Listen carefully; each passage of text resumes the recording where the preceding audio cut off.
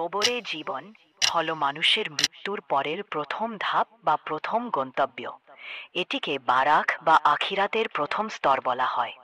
কবর সম্পর্কে কুরআন ও হাদিসে অনেক গুরুত্বপূর্ণ তথ্য দেয়া হয়েছে, যা আমাদের দুনিয়ার জীবন সম্পর্কে সচেতন করে এবং আখিরাতের জন্য প্রস্তুতি নিতে উদ্বুদ্ধ করে। কবরে গুরুত্বপূর্ণ বিষয়গুলো: এক, কবর হচ্ছে আখিরাতের প্রথম ধাপ। রাসূলুল্লাহ সাল্লাল্লাহু আলাইহি ওয়াসাল্লাম বলেছেন, কবর আখিরাতের প্রথম ধাপ। যদি কেউ তা থেকে মুক্তি পায়, তবে পরবর্তী ধাপগুলো সহজ হবে। আর যদি তা কঠিন হয়, তবে পরবর্তী ধাপগুলো আরও কঠিন হবে। রুহানি শান্তির স্থান। যারা ঈমানদার ও সৎকর্ম করেছেন, তাদের জন্য কবর জান্নাতের এক বাগান হয়ে যায়। আযাবের স্থান। যারা কুফর বা পাপ করেছেন, তাদের জন্য কবর জাহান্নামের এক গর্ত হয়ে যায়। 3. কবরের প্রশ্ন তিনটি। মৃত ব্যক্তিকে কবরস্থ করা হলে দুইজন ফেরেশতা মুনকার ও নাকির এসে প্রশ্ন করে, তোমার প্রভুকে, তোমার দিন কি?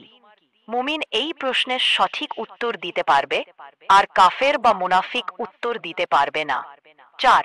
কবর ইয়ার্তের নির্দেশ। রাসূল সাল্লাল্লাহু আলাইহি ওয়াসাল্লাম বলেছেন, তোমরা কবর ইয়ার্তের পরে, কারণ তা মৃত্যু স্মরণ করায়।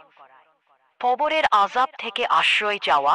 প্রিয় নবী মুহাম্মদ সাল্লাল্লাহু আলাইহি ওয়াসাল্লাম প্রায়ই দোয়া করতেন, আল্লাহুম্মা ইন্নী আউযু বিকা মিন আযাবিল কবর। হে আল্লাহ, আমি তোমার কাছে কবরের আযাব থেকে আশ্রয় চাই। আমাদের করণীয় কি? 1.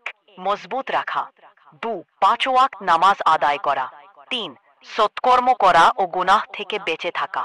4. কবরের আযাব থেকে মুক্তির জন্য দোয়া করা। 5.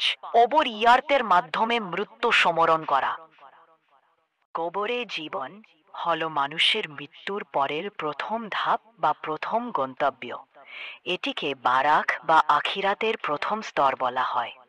কবর সম্পর্কে কুরআন ও হাদিসে অনেক গুরুত্বপূর্ণ তথ্য দেয়া হয়েছে, যা আমাদের দুনিয়ার জীবন সম্পর্কে সচেতন করে এবং আখিরাতের জন্য প্রস্তুতি নিতে উদ্বুদ্ধ করে। কবরের গুরুত্বপূর্ণ বিষয়গুলো: 1. কবর হচ্ছে আখিরাতের প্রথম ধাপ। রাসূলুল্লাহ সাল্লাল্লাহু আলাইহি ওয়াসাল্লাম বলেছেন, কবর আখিরাতের প্রথম ধাপ। যদি কেউ তা থেকে মুক্তি পায়, তবে পরবর্তী ধাপগুলো সহজ হবে। আর যদি তা কঠিন হয়, তবে পরবর্তী ধাপগুলো আরও কঠিন হবে।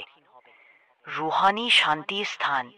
যারা ঈমানদার ও সৎকর্ম করেছেন, তাদের জন্য কবর জান্নাতের এক বাগান হয়ে যায়। আযাবের স্থান। যারা কুফর বা পাপ করেছেন, তাদের জন্য কবর জাহান্নামের এক গর্ত হয়ে যায়। 3. কবরের প্রশ্ন তিনটি। মৃত ব্যক্তিকে কবরস্থ করা হলে দুইজন ফেরেশতা মুনকার ও নাকির এসে প্রশ্ন করে,